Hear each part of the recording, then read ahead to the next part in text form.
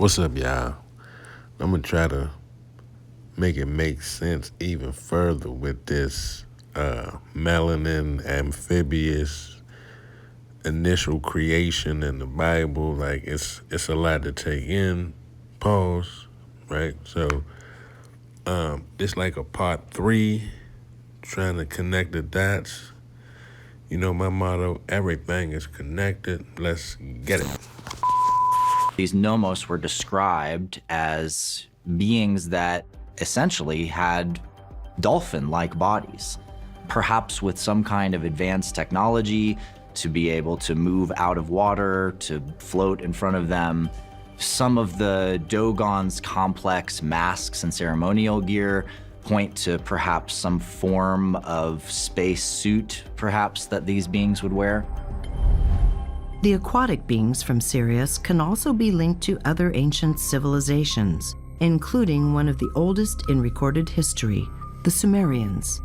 The connection we have with the ancient Sumerian people with the Sirius star system comes from the close characteristics and depictions of Awanis from their culture as their creator god to bridge with the Nomo of the Dogon, who they described as coming from the Sirius star system. These nomos were described. Yeah? You move that here. Many civilizations were fascinated with the Sirius dog star. This bright celestial object occupies an elevated status in various mythologies, but none paint a more intriguing picture than the Dogon tribe of West Africa. And they said the rich culture of the Dogon people spans back more than 5,000 years, and one of their ancient legends tells the story of a race of otherworldly beings called the Nomo, right? Now, they say, according to the legend, these advanced individuals visited the earth eons ago, descending from the sky in a vessel accompanied by fire and thunder. And again, this is the Sirius star system. So they said the Nomo aliens are described as looking like an amphibious beings that resemble mermen and mermaids. Is this where we get the mermaids and the mermen? Is this where we get that from? Because we have these mystical beings, right? And, they're half man and half fish. So, is it interesting that the Nomos, these people that are said to have come and visited the Dogon, they look like mermaids? And they said there is speculation that they evolved into or were genetically engineered into being. One might also speculate the Nomos' new creation survived the biblical flood. Now, this is something that I'm mentioning because this goes into the fallen angels. Now, they say that, hey, if these people existed before the flood, this is exactly probably why they still exist, because they would have survived the flood, meaning because they're, they can swim, they're fish. They're more like fish, so they're able to, be able to survive within a flood. They wouldn't be destroyed. How about that? Right. So they say because of their amphibious nature, it appears as if their theory of man evolving from fish. Now, there's also this theory that man came out of the waters, right? Mm-hmm. And they evolved from fish and then turned into men. So they say it appears as if this theory of man evolving from fish is more or less correct, but only race specified due to genetic engineering by the alien Nomos. Now, these are all theories, of course. They said only fish-like creatures would have survived the flood from the wrath from God and relate in the Bible the fallen angels or Nephilim. The Nomos aliens were banished to earth and interbred with the daughters of men. So this is just a theory that they're saying that if there were a fallen angel group, the Nomos would be a great representation because, to be able to survive the flood and to provide knowledge and information to the Dogon, then being a merman or a mermaid type of species would definitely benefit, correct? Mm-hmm. So, and we look on the walls of the Sumerians and we look at the walls. We see that they were fish. They had like these fish-like bodies on the walls of the Sumerians with their gods, correct? So yeah, they're always tripping. So this, so we're gonna try to put some things together here today. So it actually, it's going hand in hand that, hey, maybe some fish gods then came down and visited, or some kind of species that look kind of, fish-like. And we must we must take account that this is not your words. This is what's there. This is what they said. We had nothing to do with this. Yeah, Yeah. it's not my words. This is what they say in their books. This is the creation of the man that God spoke into existence. Then God said, let us make man in our image, according to our likeness, and let them rule over the fish of the sea, and over the birds of the sky, and over the cattle, and over all the earth. God created man in his own image. In the image of God, he created him. Male and female, he created them. Now I want you to take note on what he is about to say to them. Note that he does not restrict them from eating anything. God blessed them, and God said to them, be fruitful and multiply, and fill the earth and subdue it, and rule over the fish of the sea, and over the birds of the sky, and over every living thing that moves on the earth. Then God said, behold, I have given you every plant yielding seed that is on the surface of all the earth. In every tree which has fruit yielding seed, it shall be food for you. As you can see, God told them they can eat of everything that was on the earth, no matter what it was, even of any tree and any plant. Now here's the creation of the second man, who was made from dirt and not in the image of God. Now no shrub of the field was yet in the earth, and no plant of the field had yet sprouted, for the Lord God had not yet sent rain upon the earth, and there was no man to cultivate the ground. Now, how could there have been no man to cultivate the ground when God created man and woman in Genesis 1, right?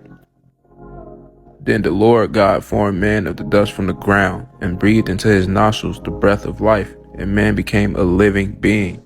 Now you have to ask yourself, why did God go from speaking things into existence to actually doing work, creating humans out of dirt and all of this?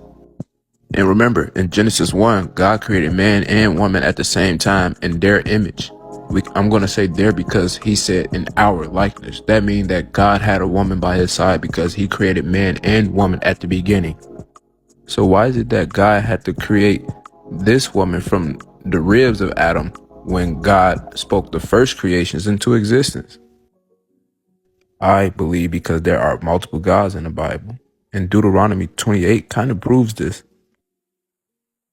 When the Most High divided to the nations their inheritance, when he separated the sons of Adam, he set the bounds of the people according to the number of the children of Israel. I want you to take note of two things. The fact that Most High is capitalized in the word inheritance. For the Lord's portion is his people. Jacob is the lot of his inheritance. Now to inherit is to receive or be left with from a predecessor or a former owner. So now you have to ask yourself, who did Yah, or let's just say the Lord, inherit the portion of his people from? But it tells you, verse 8, when the Most High divided the nations, because it was the Most High who divided the nations, and the Lord's portion was Jacob. So the Lord was receiving his inheritance from the Most High, meaning Yah or the Lord or whatever you want to call him. The Tetragrammaton is not the Most High God.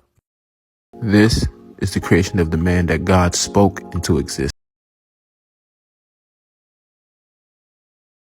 Imagine opening the book of Genesis with new eyes. There, in the very first pages of the Bible, we discover not one, but two distinct stories about the origin of humanity. Two versions that at first glance seem to unfold one after the other without further explanation, as if they were complementary or perhaps redundant. Yet, a closer reading reveals something much deeper and more unsettling. Why would the sacred text offer us two different versions of the same event? Was it a mistake by the authors? A mere narrative variation? Or are we dealing with a coded clue, a truth so profound that it had to be veiled in symbolism from the very dawn of spiritual thought? What you will discover throughout this analysis will lead you to reconsider everything you thought you knew about creation, about the human soul, and about yourself. Chapter 1, the God of Cosmic Creation. In the first chapter of Genesis, creation unfolds in an orderly, sequential, almost mathematical fashion. The language is impersonal, yet powerful. Action occurs through divine decree, and God said, "Let there be light," and there was light. The God who appears here is referred to as Elohim, a Hebrew word in the plural form. This detail has drawn the attention of theologians, linguists, and mystics for centuries. Why use a plural to refer to a singular God? Some argue it's a majestic plural, a linguistic device to denote greatness, but others have proposed bolder theories. According to certain schools of ancient Jewish thought, Elohim does not refer to a single entity, but to a heavenly assembly, a divine collective, a compound unity, or even a higher plural consciousness. This opens an unexpected possibility that the first creation of man was carried out by a collective of divine beings, not by a single God. In this account, humanity is not created individually. The text says, "So God created man in his own image. In the image of God he created him, male and female he created them." That is, from the very beginning, human beings are created as an integrated duality. There is no separation between Adam and Eve, no mention of a garden, a serpent, or a prohibition. There is no drama, only a command. Be fruitful and multiply, fill the earth and subdue it. This suggests a collective act of creation, a kind of archetypal humanity, a primordial human being, beyond time, beyond Eden. But everything changes radically in the next chapter. Chapter 2, the God of the Garden. Here, God is no longer referred to simply as Elohim. The Creator's name expands. Now it is Yobuah Elohim, translated as Lord God. The narrative style transforms completely. There is no longer a 6-day serial creation process. Now, God acts like a potter. He forms man from dust, breathes the breath of life into his nostrils, plants a garden, gives specific instructions. And most striking of all, in this new version, man appears alone. There is no immediate mention of a woman, no plural humanity, only one individual, Adam. And when the woman is finally created, it is not as in the first account, not simultaneously. Instead, she emerges from a rib taken from the man while he sleeps. This is a completely different narrative, more intimate, more dramatic, more symbolic. This shift has sparked multiple interpretations over the centuries. Some think it is merely a narrative expansion, but others believe it shows something far more transcendent. Two creations, two types of humanity. The great question that arises is this: are we facing a literary repetition, or is Genesis actually describing two separate events?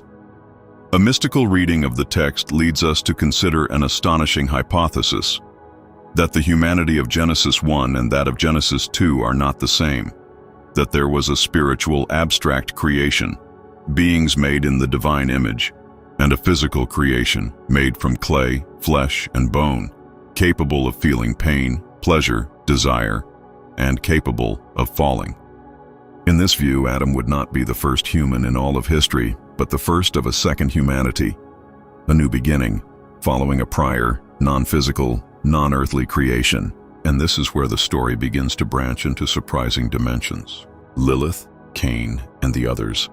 Apocryphal texts and Jewish oral traditions contain stories that never entered the biblical canon, but have survived for centuries. One of the best known is the legend of Lilith, considered by some to be the true first woman, created alongside man in his image and at the same time, as described in chapter 1. But Lilith refused to submit. She refused to live under Adam's authority and left Eden, becoming a wandering spirit. What if Lilith was the woman of chapter 1, and Eve, the woman of chapter 2? This would reinforce the idea of two distinct lineages. But there's more. After Cain kills Abel, he fears being killed by whoever finds him. But who could possibly find him if supposedly only his parents and he existed? The text doesn't say, but it implies there were other humans outside of Eden. Could they be descendants of the first creation? And to top it off, Cain takes a wife. But where did she come from? These textual gaps have fueled the hypothesis that the humans of Genesis 1 did indeed exist, populated the earth, and coexisted with the descendants of Adam and Eve. Part 2. The mystery of the two lineages. If we keep exploring this duality in ancient texts, we'll find that it's not only Genesis that suggests the possibility of two human creations. Other revered, hidden, or rejected writings throughout history also point in the same direction. The Dead Sea Scrolls, for example, discovered in the caves of Qumran in 1947, contain symbolic and direct references to the children of light and the children of darkness. This separation is presented as a spiritual war between two distinct natures. While some interpret this as purely symbolic, others take it literally, as the conflict between two kinds of humanity, one spiritual, the other earthly. What if that distinction comes directly from the double creation in Genesis? The idea is reinforced in the texts of the Midrash Rabbah, a collection of ancient rabbinic commentaries. There it is mentioned that the woman in Genesis 1 was not Eve, but Lilith, the same figure mentioned earlier, and Eve, therefore, would not be the first woman, but the second. This detail is explosive, because if there was a woman before Eve, then the Adam of chapter 1 must also have been different from the Adam of chapter 2. We would then be dealing with two human pairs, one archetypal, spiritual, collective, the other physical, emotional, finite. The hidden symbolism in the original Hebrew. The Hebrew language, like many ancient tongues, is rich with multiple layers of meaning, and the verbs used in each Genesis account seem to confirm this. In Genesis 1, the verb bara is used, which means to create from nothing. It's a purely divine, impersonal, spiritual act. But in Genesis 2, the verb shifts to yetzar, which means to form or to shape, like the manual work of a potter with clay. It's a tactile, intimate action involving physical contact, detail, and imperfection. This verbal distinction is no accident. It suggests, from the original language itself, that we are dealing with two entirely different modes of creation, one divine, of pure beings, and the other of material beings, flesh and bone. The Gnostic vision and the Demiurge. Gnostic texts, which emerged in the first centuries of our era and were discovered at Nag Hammadi in Egypt, present a cosmology quite different from that of official Christianity. In many of these writings, there is a supreme God, unknowable, eternal, pure, who creates a spiritual world. But then a second being appears, the Demiurge, a lesser god, who creates the material world. This Demiurge is often identified with the God of the Old Testament, the one who shapes with his hands, imposes laws, punishes, and expels. According to this view, the humans of Genesis 1 would have been created by the supreme God, while Adam and Eve in Genesis 2 were shaped by the Demiurge, imprisoning the pure soul within a limited body, subject to error, desire, and death. Though controversial and considered heretical by the official church, this vision addresses many unresolved questions in Genesis, including, why do Adam and Eve seem so different from the humans in Genesis 1? Why does Cain fear other people? Where do the other nations and peoples that appear later in the Bible come from? The Kabbalah and Adam Kadmon. In Jewish mystical tradition, the Kabbalah, there is the concept of Adam Kadmon, the primordial man. This is not a being of flesh and blood, but a divine archetype, a figure of light, existing before any matter. He represents the perfect image of God. It is said that Adam Kadmon was created before Adam, the one from Eden. More than that, he was created before time itself existed. Within him is contained the entire universe in potential form. He is the original template for what humanity was meant to be. Adam, the one made from clay, is nothing more than a dim reflection of this primordial man. The fall from Eden then represents not just a moral mistake, but the descent of the divine soul into matter, into the body, into suffering. And the spiritual journey of the human being would be precisely this, to return to that original state, to become Adam Kadmon again, a being of light, conscious and divine. The duality within you. This theory, far from being an external matter, holds an inner revelation. According to mystics, the two creations are not just something that happened out there in history, but also within every human being. You too have been created in two ways. You have a body, made of clay, fragile, temporary, but you also have a soul, a spark of divinity, a reflection of Adam Kadmon, and your entire life is a constant battle between these two natures. The body seeks pleasure, power, control.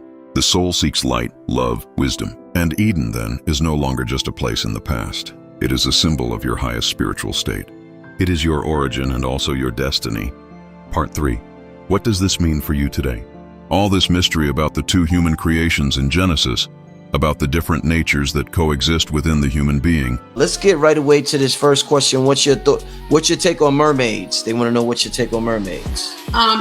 That's another species. There's many different people who are genetically connected to the Moors. When you hear the Moors, the Moors, you gotta care about the Moors, but the Moors, you know what I mean? Because we live in water, actually we breathe in water and we live underwater, our genetic makeup, a lot of you wonderful sea stars are connected to the Moors, meaning you are genetically more cohesive and genetically connected to the mermaids or the mer people or the nomos that exist in the waterways now. That's why in Africa, big up to our homies who were in Africa over in Benin. Benin won't, they tell people not to go in the waters. They tell them not to enter the waterways. And you think to yourself, it's beautiful. The waters look amazing. They demonize the waters. And there's a Christian religious sector over in Africa. Some of you know about it, where they talk about the marine spirits and they demonize any of their people, the people going to the church who are connected to, the marine spirits, they're possessing you at night and you're going to your husband, because they know genetically some of you come from that world and they want to disconnect you from your because the telepathic messages that those beings, those entities, and they're living amongst us. They have captured pictures and images of them. They're vicious when they come across some of the sailors because they know what happens when they are captured, but some of you are connected to them. So if you personally have thyroid issues, I always say, and I'm not a doctor, I'm not a nurse, I'm not a referee, but I do know something. A lot of people will have hypothyroid or thyroid issues because the gills are here. That's generally connected to them trying to genetically morph themselves back into who they were. And having thicker bottoms, like thicker thighs, that generally is connected, or more blubber, because most of the water beings are bulky. They have blubber to keep them warm in the waterways. That's connected to the water. And also for hair, they always have the Little Mermaid with red, straight hair. That isn't science. Hair that isn't porous, that doesn't collect water, that's non-porous, that's actually more cohesive to be in the waterways, like a beaver, where water isn't pulled in, it kind of protects your scalp. So if I thought of a true mermaid, she would have, and I have a picture of one that someone sent me from Canada that they came across, and it was a dark skin, brown skin, because most mermaids are very dark melanated, and it had light hair because it was getting scorched by the sun, but it would have the curly, beautiful, coily hair because it's non-porous, because it can be in the water. So if you have dreams of being in the water, breathing underwater, that's definitely a detail that you're connected to the mer family. And you should try to reconnect with that by going into the beach and speaking to your ancestors in the waterways. They try to deter a lot of these genetic groups from going there, because once you have that connection, that sync to them, everything will change in your lives. You'll become healthier, you'll be more connected, you'll have better interface in this realm. Yeah. Somebody asked, and I asked this question before, why are so-called black people afraid of water if some of us are connected to the mermaids? That's geoengineering. That's social engineering by Willy Wonka and his League of Doom. They've really tried hard with Christianity and a lot of other, like I said, if you go and listen to some of the jargon in Africa, I heard about it years ago and I didn't believe it. You have preachers talking about demonizing the mer people, the marine spirits. That's what they call them, the marine spirits. You're going to them. That's purposefully done to disconnect you. And also your cellular memories that are connected to your DNA, meaning cellular memories that you have, that you remember things that your mother did, your father did, your grandmother did. They purposefully traumatized probably some of your ancestors to disconnect you from you going to the waters to heal. Okay? Especially at this time with all the crazy radiation and stuff, you should be going into the ocean to heal, because that's the one place that you can and also possession and all that stuff. All you got to do is go into the ocean, salt water.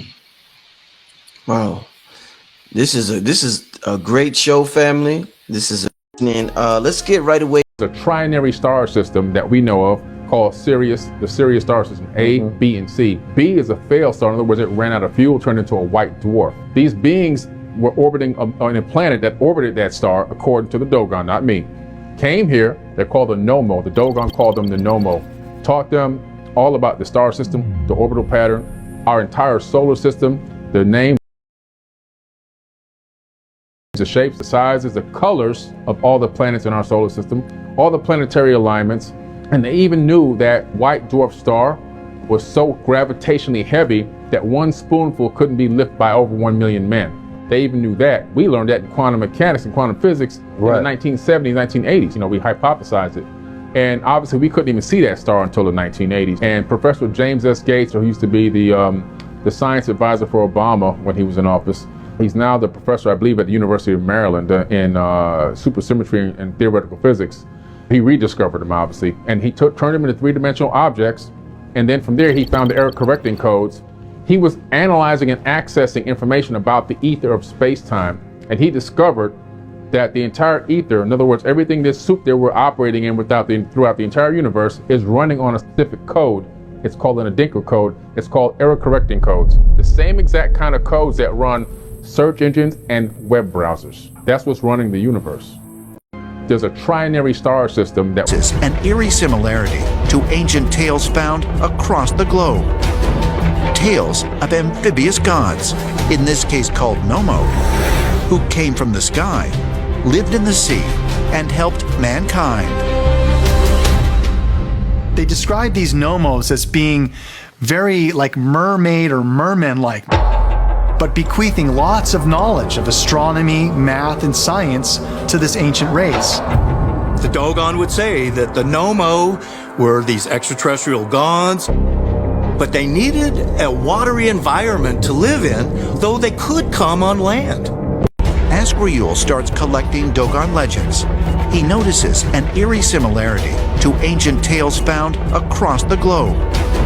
In India, there is a temple called the Kailash temple, where this was not built, it was cut into a mountain from the top, okay? They took out some 4 million tons of rock. It's very difficult for any sculptor to work from the top down, okay? But they worked sculptures like this, hundreds of stone images and 3 floors of temple. It is one of the most incredible things that